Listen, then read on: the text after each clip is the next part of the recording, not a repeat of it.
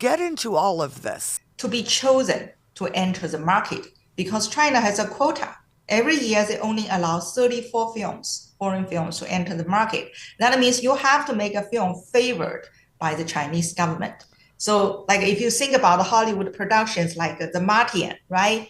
Matt Damon stuck on Mars and he had to plant a potato, right? Who came to rescue him?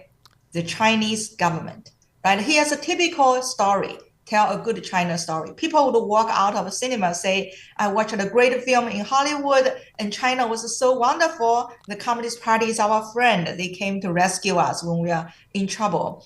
And communism is a better system than democracy because they have better technology. These are propaganda, right? If you think about it, Hollywood makes good, perfect propaganda for the Chinese government so that they can enter the market. At the same time, the Chinese government can brainwash Americans. And if you look at the education system, I have been spending my whole life in university, like doing research here, study here.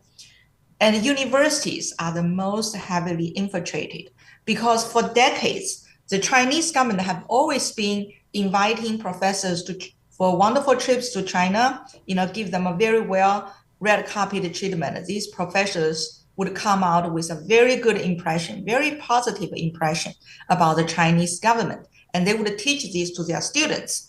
And the students would repeat this route and became more and more pro-Chinese government.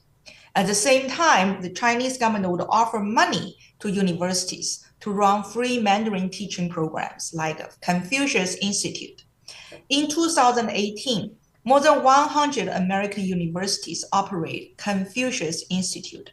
That's a free Mandarin program provided by the Chinese government. That means everything's free. The Chinese government provides a free textbook, free teachers, and university students just take these lessons, right, from the Confucius Institute when they have to learn Mandarin, when they have to learn the Asian history. So here's a trick. They teach the Communist Party's version of history.